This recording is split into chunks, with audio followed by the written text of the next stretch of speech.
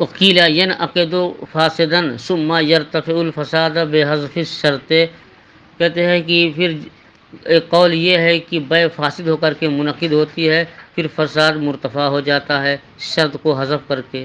وہذا علی الوجہ الاول، کہتے ہیں کہ یہ جو ہے پہلے اعتبار پہلی دلیل سے ہے کہ بیع جب فاسد تو ہوئی، لیکن جب اس نے جو ہے فساد کے ثابت ہونے سے پہلے، مقرر ہونے سے پہلے جو ہے فساد کو ختم کر دیا تو بیع صحیح ہے۔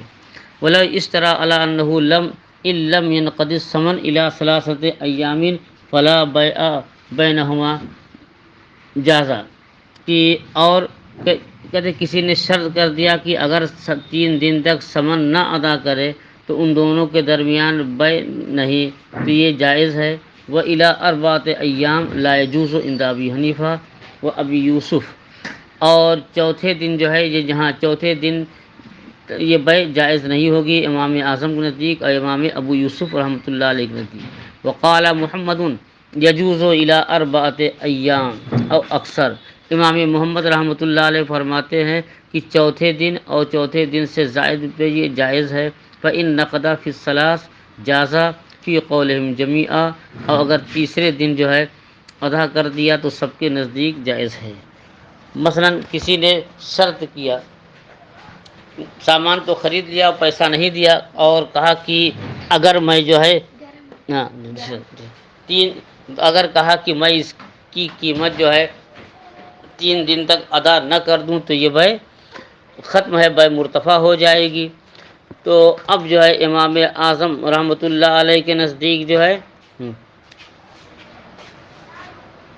اگر 3 دن تک میں جو ہے ثمن ادا نہ کر دوں تو بیع فاسد ہو جائے گی، تو 3 دن تک ادا کر دے تو بیع صحیح ہے، اور 3 دن کے بعد ادا نہ کرے تو یہ بیع جائز نہیں، نہ امام اعظم کے نزدیک نہ امام ابو یوسف کے نزدیک۔ امام محمد فرماتے ہیں کہ اگر جو ہے چوتھے دن کے اکثر جو ہے حصے میں اس نے سامان ادا کر دیا تو جائز ہے، اور اگر 4 دن سے زیادہ گزر گیا تو ان کے نزدیک بھی جائز نہیں ہے۔ ہاں اگر 3 دن کے اندر جب قیمت دے دیا تو سب کے نزدیک بالاتفاق جائز ہے۔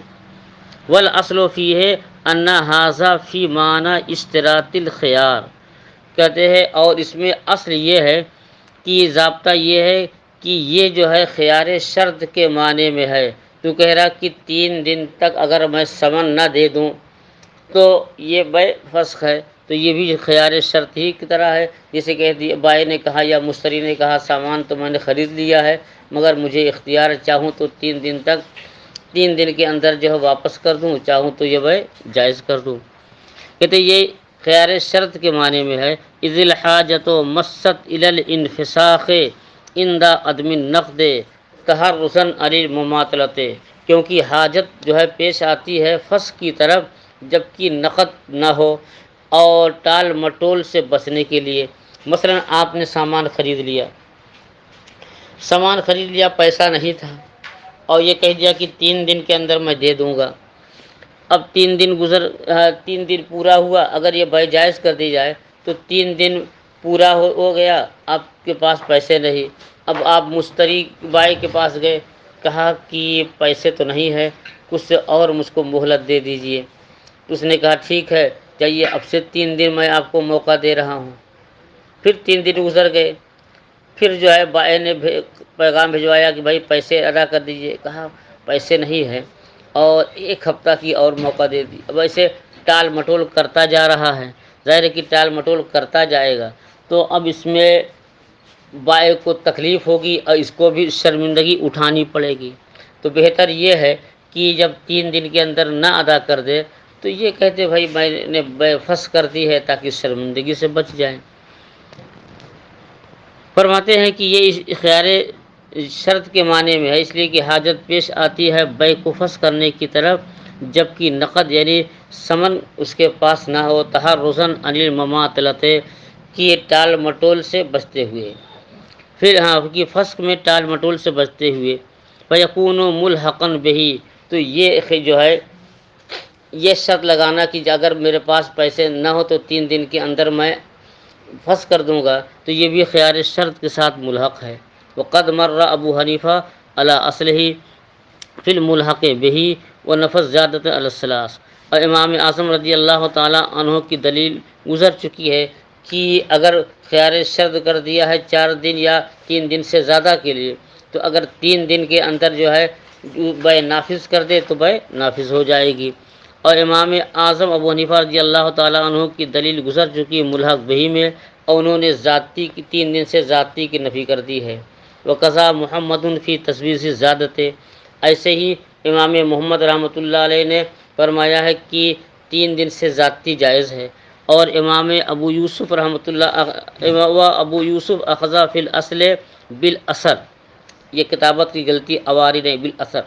امام ابو یوسف رحمۃ اللہ علیہ نے اصل جو ہے اثر پر عمل کیا کہ حدیث میں 3 دن کی قید، وفی حاضل بالقیاس، اور کہ انہوں نے جو ہے خیار شرط میں اثر پر یعنی حدیث پر عمل کیا ہے، حدیث سے ثابت ہے۔ اور یہاں کی سمن کی ادائیگی، سمن نہ ہونے پر جو ہے خیار کو جائز ہونا، یہ قیاس کے ساتھ جو ہے قیاس سے اس کو جائز کیا ہے۔ وفی هذه المسألة قیاس آخر، اور اس مسئلے میں دوسرا اور قیاس ہے۔ کون سا مسئلہ؟ کہ سامان خرید لیا اور سمن نہیں ہے، اور کہہ دیا سمن میں 3 دن کے اندر ادا کر دوں گا، نہیں ادا کیا تو بے فاسد ہے۔ وإلیہ مال ظفر، اور اسی کی طرف امام ظفر رحمۃ اللہ علیہ مائل ہوئے ہیں۔ وَأَنَّهُ بَيْعٌ شُرِطَ فِيهِ اقالۃ فاسدہ، اور وہ قیاس کیا ہے کہ ایسی بے ہے جس میں اقالت فاسدہ کی شرط ہے۔ ایک ہے اقالت صحیحہ اور دوسری ہے اقالت فاسدہ۔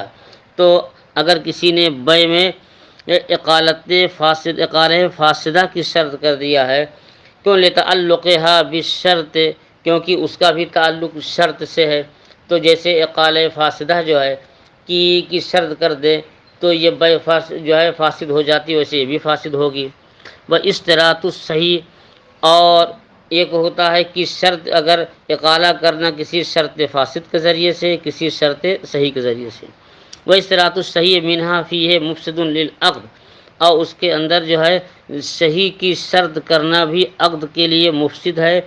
جیفا اشتراط الفاسد اولا، تو فاسد کی شرط کرنا بدرجہ اولا ہے۔ مثلا کسی نے سامان خریدا اور کہا کہ میں نے خرید لیا، اس شرط کے ساتھ ہے کہ میں چاہوں تو اس کو جو ہے فسخ کر دوں، تو اقالہ کہتے ہیں کہ بے کو جو ہے فاسد کرنا، بے کو ختم کرنا۔